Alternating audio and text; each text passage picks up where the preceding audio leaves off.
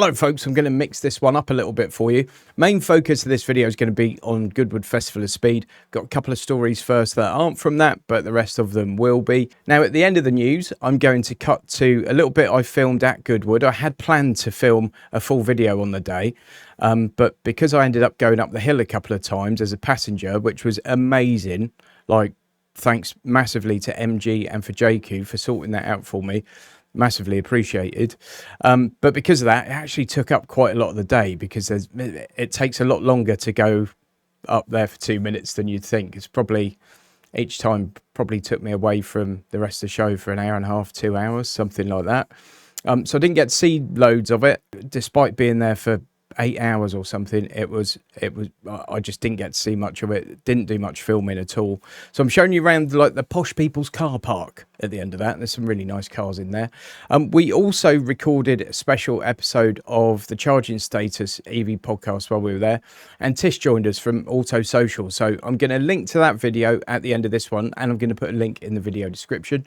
Go and check that out. We had a right laugh, so go and have a look at that. It's only about 20 minutes or so, but probably worth a watch. Right, the JQ5's one of the cars I went up in. In fact, that could be me there behind that pillar. I can't quite see. Shout out to Jill, the driver. She was absolutely awesome. We had a really good laugh. The crossover JQ5 is going to be basically a smaller version of the JQ7, but they seem to be going after maybe the Land Rover, Range Rover market, looking at that design. Obviously, I was only a passenger in the car, and we went up a hill in it, but it all seemed very nicely screwed together. A lot of the controls and stuff are screen-based, but they seem to make sense. And initial impressions were good, but I haven't driven the car, so I can't really say too much more than that about it at the moment. Hopefully, I'll get to do a review on that in the fullness of time. Parking fines to rise. Government cozies up to operators with code of practice review. The government's proposed car parking rule set is designed to protect drivers, but experts worry that it doesn't go far enough. So the AA and the RAC seem to have differing views on this, but basically, it doesn't seem to be doing a great deal to protect the consumer, in my personal view.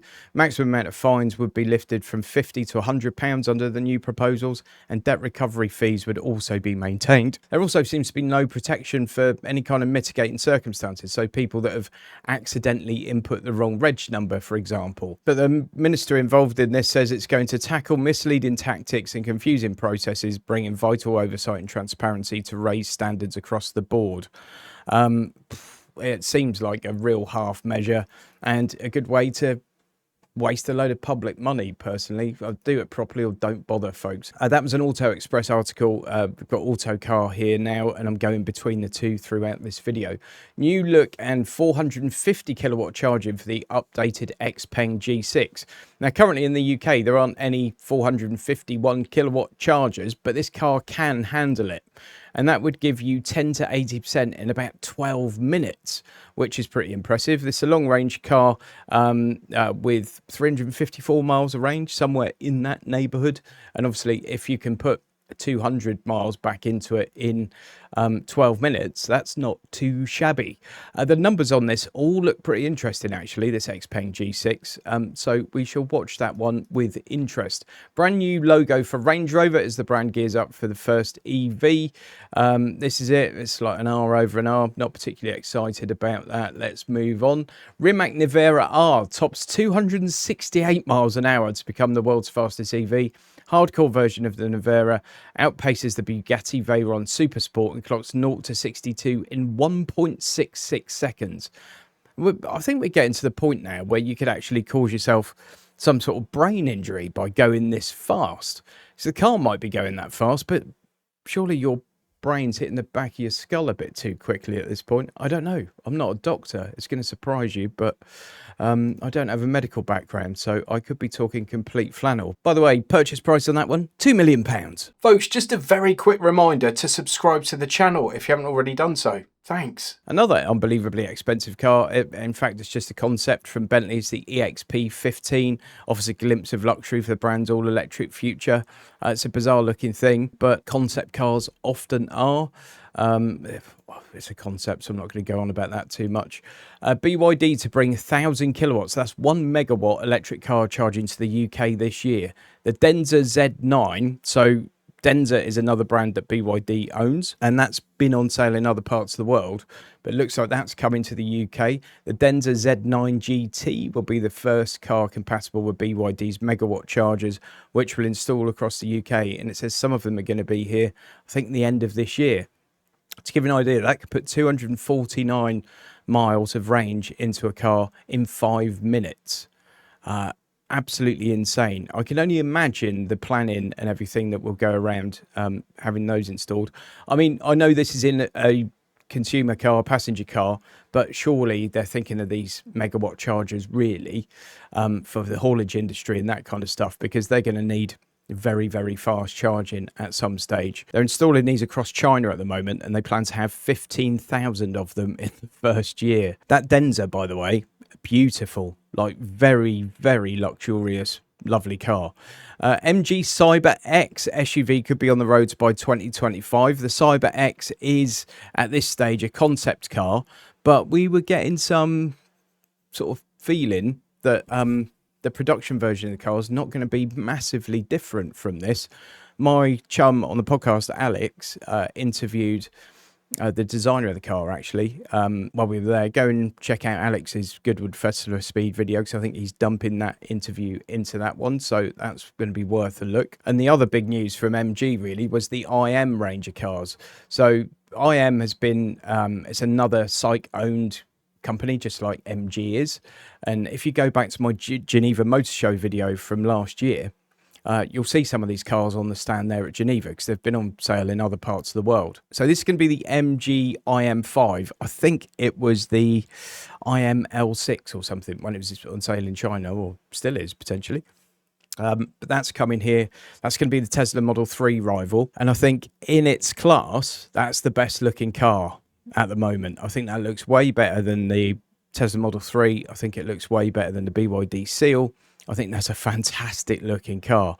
Obviously, you can see some Porsche in that and maybe one or two other things, but it's a beautiful looking thing. 407 miles of range in the standard version, 422 miles of range in the long range. That's going to have a 100 kilowatt hour battery though, so they're not going to probably be as efficient as the Tesla, or it's going to be at least similar.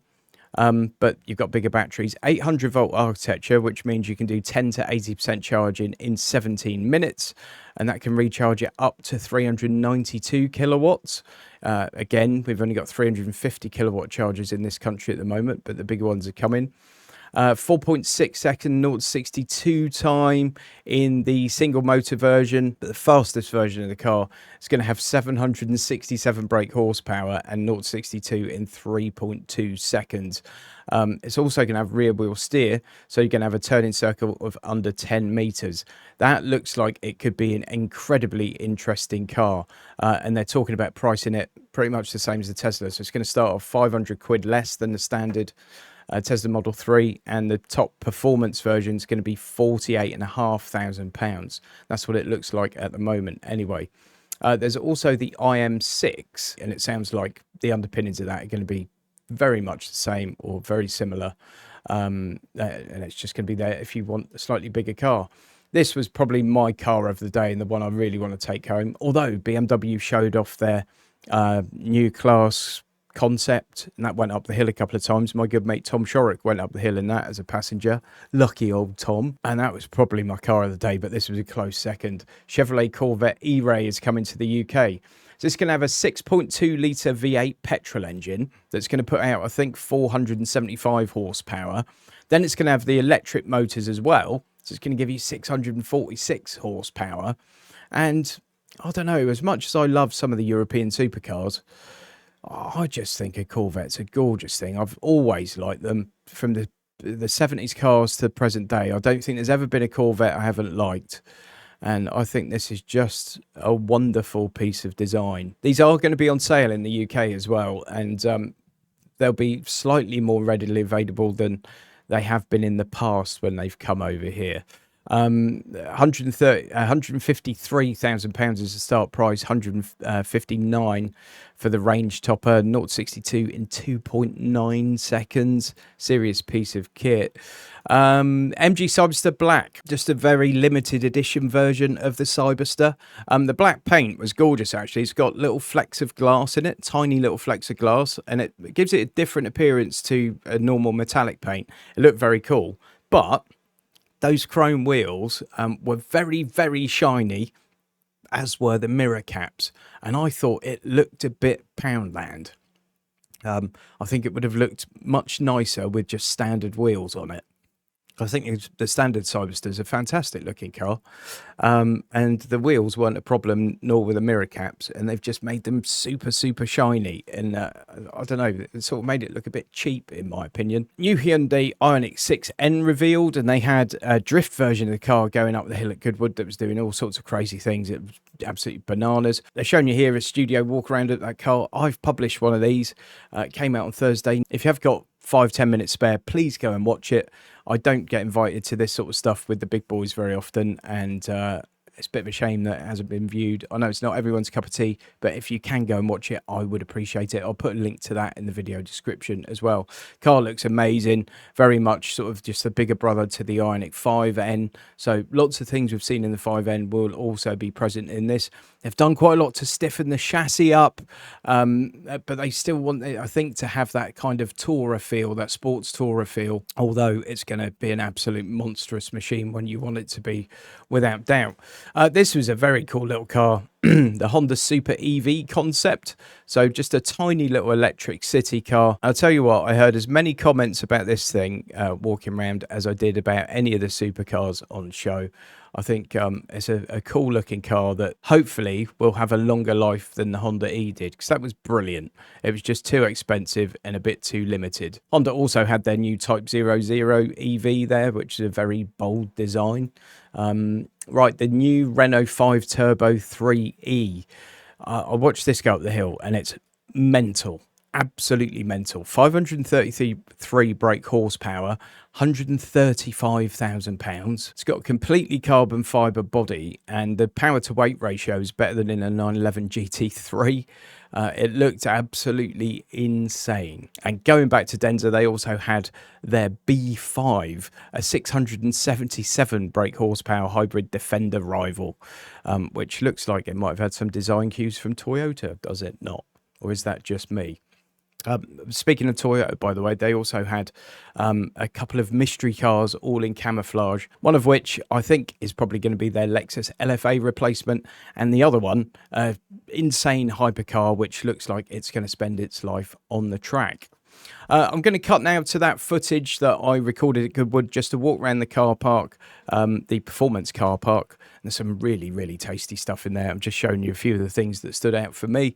And then I'm going to show you going up the hill in the JQ5. Hello folks, back at Goodwood Festival of Speed. I'm currently waiting for my podcast colleague Alex to join me. You may also know Alex from the Interface Cars channel. In the meantime, I'm going to have a little look around the posh car park here. This is the performance car park where punters with special cars can deposit them. Right, let's crack on. We're going to start off over here because you don't see too many of these. This is on French plates, but it's a Cadillac CTS-V, and these things are monstrous. Like, the performance is incredible.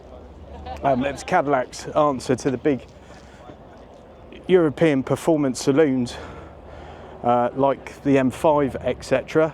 Nice piece of kit. There are McLarens, Lambos and Ferraris here for days really, and Aston Martins.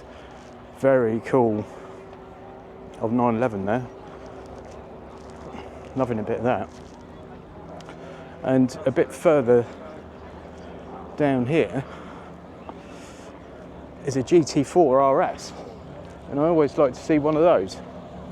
But just look at some of this stuff. I'm just going to walk along.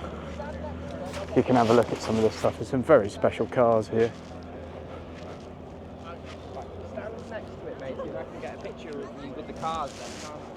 And there it is. There's the one I'd like to take home. Although I'm aware it would probably be on a trailer because it's a Maserati. There's just something about Gran Turismo.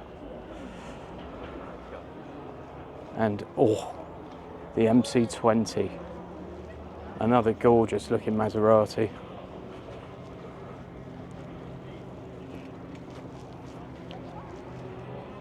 Look at that, nice. 328 GTS over there. Great to see one of those, always good to see a 328 GTS. Right, there's a Cayman GT4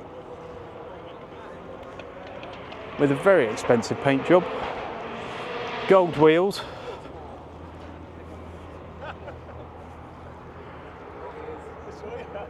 That's about as subtle as testicular trauma. One of the many McLarens here. And here's the GT4 RS. I think it's the first one of these I've ever seen in the flesh, to be honest. But what a piece of kit this thing is.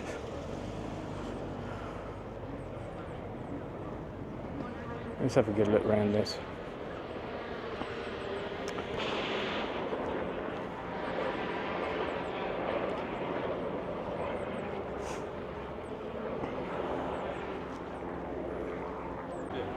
This is pretty rarefied air as well. 𝙇𝙄𝙉𝙆𝙎.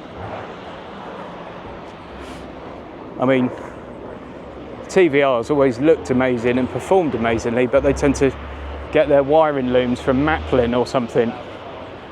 So they were often let down with some of the simple bits, or seemingly simple bits. Oh, we've got GT3 RS over there as well.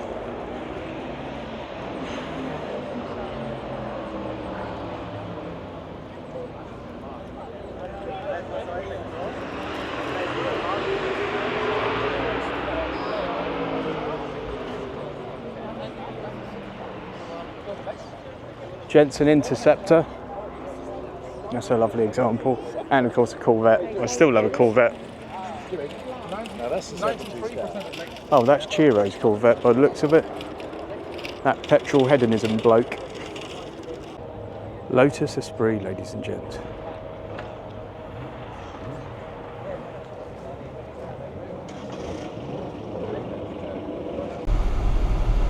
Oh, do you want to choose a setting? The sport. Yeah, let's have sport. Oh, I don't know how you do it. Hang on. Oh no, he's ruined it. I don't know how you do it. There's sport, eco. There, I think we're in eco, which we definitely don't want. There you go. We're off, just in time. But, we got sport. Oh, I bet he knows the difference.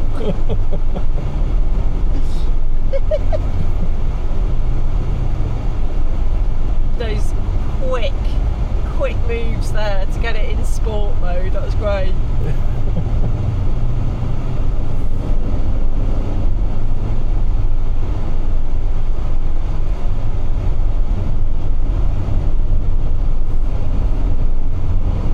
I don't think we had it in sport mode this morning. It seems to be moving a bit faster. I was going to do that. Oh, yeah. Don't mind, we just stopped, do a bit of a few donuts on the way back. Yeah, fine. That's alright. You can just wind the window down and put your elbow up, it'd be great. It's the ideal car for it.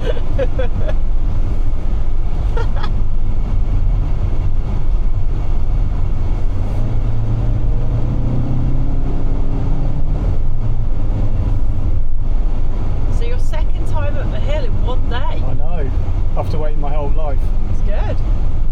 47 years wait, and then twice in a day.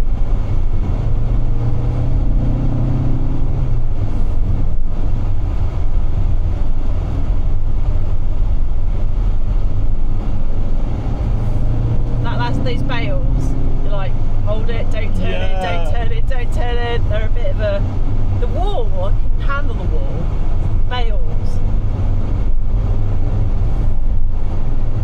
I tell you what, you've got to be bloody brave to drive an F1 car up here. Oh my god. Really bloody brave.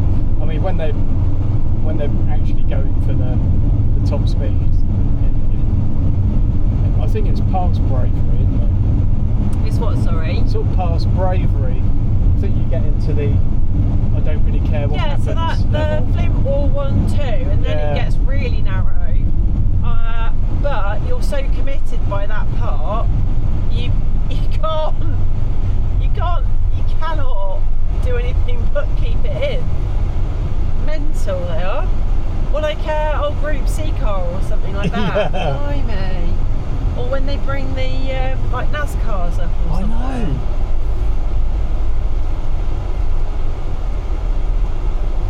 Thanks for watching this one, folks. See you on the next. Huge thanks to all my channel members for your continued support. I really do appreciate it.